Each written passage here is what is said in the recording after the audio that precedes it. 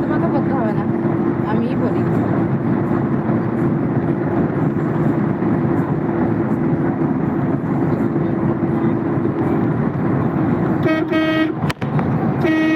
দেখছো অ্যাক্সিডেন্ট হয়ে যেত এক্ষুনি, মেয়েটারই দোষ এখানে, এখানে মেয়েটারই দোষ। আর এই যে ধাক্কা মারবে ব্যাস, এই উমুক ধাক্কা মারলো। রাস্তায় উঠতে গেলে যে একটু চারিদিকে তাকিয়ে উঠতে হয় সেটা জানে না। হ্যাঁ,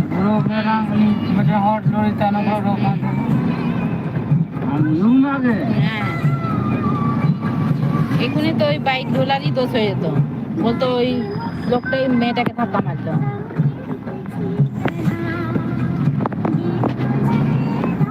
লোকটা রেগে গেছিল।